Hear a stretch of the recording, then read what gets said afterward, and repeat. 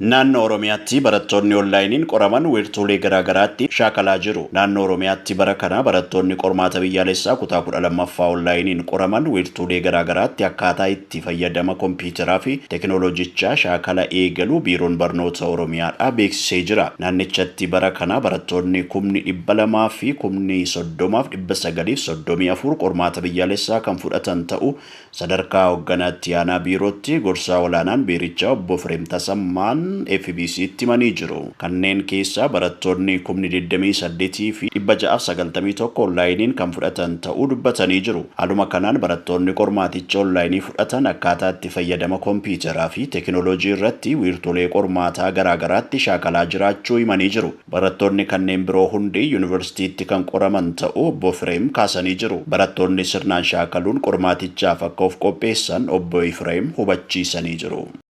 Abbaa warraa fi haadha warraa walii kan xiqqeessuudhaaf leenjiin gaa'ila duraa boodaa kennamuufi abbaa warraa fi haadha warraa walii kan xiqqeessuuf hojjetamaa jiraachuu ministeerri dhimmoota hawaasummaaf dubartootaa beeksisee jira. Guyyaadhaa gara guyyaatti lakkoofsi dhiirsaaf niitii walii kanii dabalaa dhufee jira. Lakkoofsa abbaa warraa fi haadha warraa diigamaa jiru xiqqeessuudhaaf ministeerri dhimmoota hawaasummaaf dubartootaa xiyyeeffannaan hojjechaa jiraachuu isaa himee jira. Ministeerri dhimmoota hawaasummaaf dubartootaa kabaja guyyaa maatii irratti ibsa baaseen akka ta'e himamee jira. Namoonni gara gaa'ila hiikuutti osoo hin seenin dura leenjiiwwan garaagaraa akka kennamuuf ministeerichi beeksisee jira. Namoonni gara gaa'ilaatti seenanii leenjiiwwan garaagaraa fudhachuun isaanii rakkoowwaniif wal dhibdeewwan isaan mudatuuf furmaatanii ta'a jedhamee jira. Leenjiin kennamu kun karaa sadiin yoo ta'u, leenjii namoonni gara gaa'ilaa osoo hin seenin fudhatan, leenjii gaa'ila ijaaruu fi wayita karoorsanii fudhatanii fi erga gaa'ila keessa seenanii booda leenjii kennamu ta'uu deetaan ministeera dhimmoota hawaasummaaf dubartootaa kan ta'an aadde Uriyaa Alii kan himan. Akkasumas daa'imman dubartoota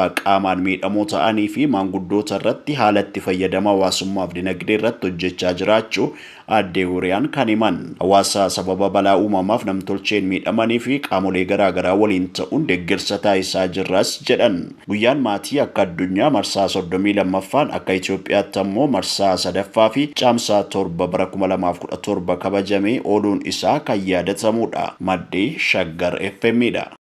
Dubartiin Chaayinaa sababa meekaappii fuula ishee adda baasuun waan dadhabameef qabamte. Dubartiin Chaayinaa tokko buufata xiyyaaraa tokkotti sakatta'iinsa fuula adda baasu eenyummaa ishee mirkaneessuu waan dadhabameef meekaappii fuula ishee ofirraa akka miiccituuf dirqamte. Viidiyoo gabaabaan shamarreen tokko hojjetoota buufata xiyyaaraatiin osoo arrabsamtu meekaappii fuula ishees erbeejiidhaan fayyadamtee osoo ofirraa haxooftu miidiyaa hawaasaa irratti bal'inaan qoodame. Namoonni viidiyoo ishee arganis dubartii kana arrabsaa turanii jiru. Surrii waraqaa eenyummaa ishee irra jiruu fi isheen tasuma wal fakkaachuu dide. Kaameraa sakattoo buufata xiyyaaraa keessa jirus dubartii kana qabee dabarsuu dide. Taateen kun buufata xiyyaaraa Shangaayitti mudate. Dubartiin kun buufata kana keessa teessee erbeejiidhaan bifa aariin meekaappii ishee haga suura waraqaa eenyummaa ishee fakkaatutti ofirraa akka miiccitu qondaalli buufata xiyyaaraa Shangaay dheekkamsaanitti dubbatti. Sagaleen kaameraa duubaa dhaga'amu haga suura waraqaa eenyummaa keessanii fakkaatutti ofirraa qulqulleessaa jedha ture. Dubartiin kun xumura irratti iskaanii fuula adda baasu darbuuf dhiisuu ishee wanti beekame hin jiru. Jireenyi fiiltarii fi jireenyi inni dhugaan yeroo fi bakka itti adda ba'u qaba jechuun namoonni yaada isaanii qoodan. Dubartoonni Chaayinaa hedduun baqaqsa dhiyoodhuu pilaastikii fuulaaf gara Kooriyaa kibbaatti erga imalanii booda gara biyyaatti seenuuf rakkoon isaan mudachaa akka jiru Odiitii Seentiraal gabaasee jira.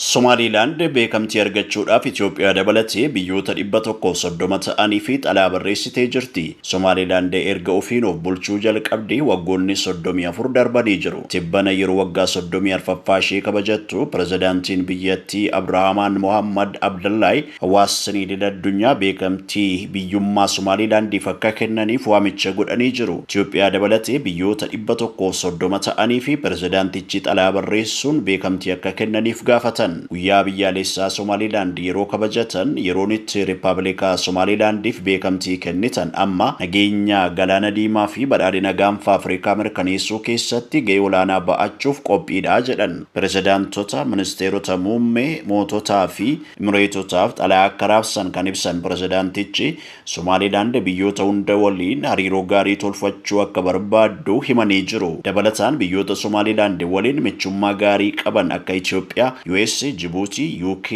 United Arab Emirates, Taiwan, Turkey, Kenya faa maqaa dha'uudhaan waan Somaliland waliin hariiroo gaarii qabaniif pirezidaantichi galateeffatanii jiru. Gariin ishee gammoojjii ho'aa kan ta'ee fi galoo galaana Eden marsitee kan argamtu Somaliland bal'inni lafa ishee square kiiloomeetirii 177 dha. Uummanni ishee miliyoona 5.7 ta'an afaan Somaalii, Arabaa fi afaan Ingilizii dubbatu. Gabaasni kan BBC'ti.